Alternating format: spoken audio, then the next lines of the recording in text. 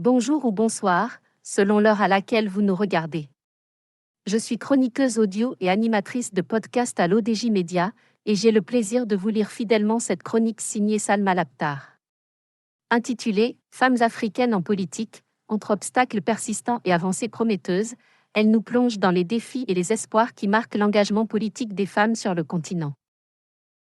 Pour les femmes politiques en Afrique, s'imposer dès le départ est un défi, car elles font souvent face à des menaces et à une méfiance persistante de certains hommes, qui peinent à leur accorder leur confiance. L'environnement politique en Afrique peine encore à atteindre un équilibre idéal, souvent influencé par des traditions et des coutumes profondément ancrées.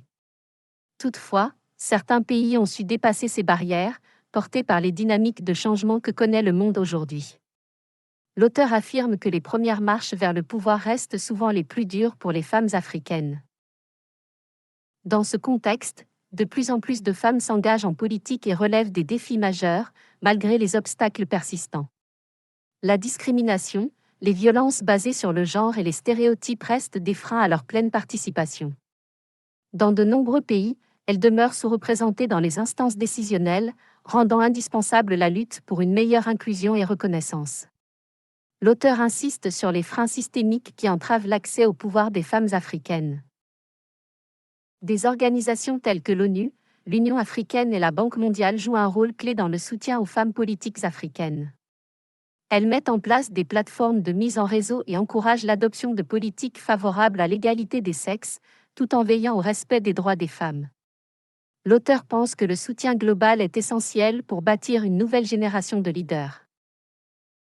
Par ailleurs, les programmes de développement communautaire ciblant les femmes se multiplient. En leur offrant des formations en leadership, en gestion et en sensibilisation, ces initiatives contribuent à renforcer leurs compétences et à leur donner les moyens d'exercer une influence concrète sur le terrain. Leur impact se fait déjà sentir à travers le continent, ouvrant la voie à une plus grande participation des femmes dans la sphère politique.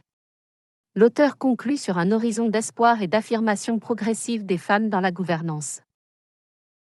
Merci de nous avoir écoutés.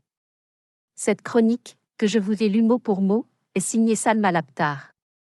J'ai pris soin de respecter fidèlement chacun de ces mots, dans un esprit de transmission intègre et authentique.